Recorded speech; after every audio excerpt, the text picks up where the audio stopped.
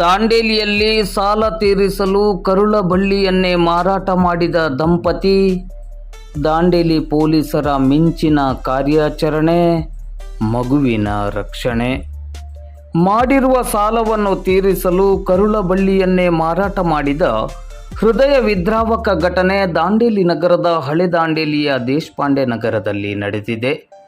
ಈ ಘಟನೆಯ ಕುರಿತಂತೆ ಸ್ಥಳೀಯ ಅಂಗನವಾಡಿ ಕಾರ್ಯಕರ್ತೆ ರೇಷ್ಮಾ ಮಹಾದೇವ್ ಇವರು ನಗರ ಪೊಲೀಸ್ ಠಾಣೆಯಲ್ಲಿ ದೂರು ನೀಡಿದ್ದರು. ಮಾಧ್ಯಮಕ್ಕೆ ದೊರೆತ ಮಾಹಿತಿಯ ಪ್ರಕಾರ ಸ್ಥಳೀಯ ಬೆಳಗಾವಿಯ ಹಲಸಿ ಗ್ರಾಮದ ನಿವಾಸಿ ಮಾಹಿನಾ ವಸೀಂ ಚಂಡು ಪಟೇಲ್ ಮತ್ತು ವಸೀಂ ನಜೀರ್ ಚಂಡು ಪಟೇಲ್ ಎಂಬವರೇ ಸಾಲ ತೀರಿಸುವುದಕ್ಕಾಗಿ ಮಗುವನ್ನು ಮಾರಾಟ ಮಾಡಿದ ದಂಪತಿಗಳಾಗಿದ್ದಾರೆ.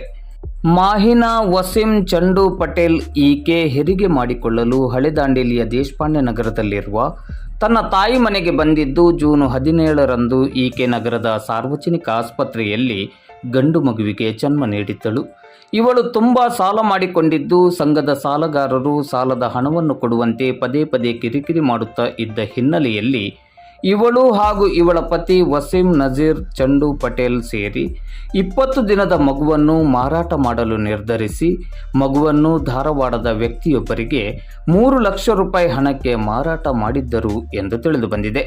ಪ್ರಕರಣವನ್ನು ದಾಖಲಿಸಿಕೊಂಡ ನಗರ ಠಾಣೆಯ ಪೊಲೀಸರು ಪೊಲೀಸ್ ವರಿಷ್ಠಾಧಿಕಾರಿ ನಾರಾಯಣ ಎಂ ಮತ್ತು ಡಿವೈಎಸ್ಪಿ ಶಿವಾನಂದ ಮದರಕಂಡಿಯವರ ಮಾರ್ಗದರ್ಶನದಲ್ಲಿ ಸಿಪಿಐ ಜೈಪಾಲ್ ಪಾಟೀಲ್ ಅವರ ನೇತೃತ್ವದಲ್ಲಿ ಪಿಎಸ್ಐಗಳಾದ ಅಮೀನ್ ಅತ್ತಾರ್ ಮತ್ತು ಕಿರಣ್ ಪಾಟೀಲ್ ಹಾಗೂ ಪೊಲೀಸರ ತಂಡ ದೂರು ದಾಖಲಾಗಿ 24 ಗಂಟೆಯ ಒಳಗಡೆ ಮಗುವನ್ನು ರಕ್ಷಣೆ ಮಾಡಿದ್ದಾರೆ. ಈ ಬಗ್ಗೆ ಇಂದು ಶುಕ್ರವಾರ ಮಧ್ಯಾಹ್ನ 3 ಗಂಟೆ ಸುಮಾರಿಗೆ ಮಾಧ್ಯಮಕ್ಕೆ ಮಾಹಿತಿ ಲಭ್ಯವಾಗಿದೆ. ಈ ಪ್ರಕರಣಕ್ಕೆ ಸಂಬಂಧಪಟ್ಟಂತೆ 2 ಆರೋಪಿತರನ್ನು ದಸ್ತಗಿರಿ ಮಾಡಲಾಗಿದೆ ಎಂದು ತಿಳಿದುಬಂದಿದೆ. ಈ ಪ್ರಕರಣದ ಕುರಿತಂತೆ ತನಿಖೆ ಮುಂದುವರೆದಿದ್ದು ದಾಂಡೇಲಿ ನಗರ ಠಾಣೆಯ ಪೊಲೀಸರ ಕಾರ್ಯಕ್ಕೆ ವ್ಯಾಪಕ ಮೆಚ್ಚುಗೆ ವ್ಯಕ್ತವಾಗಿದೆ.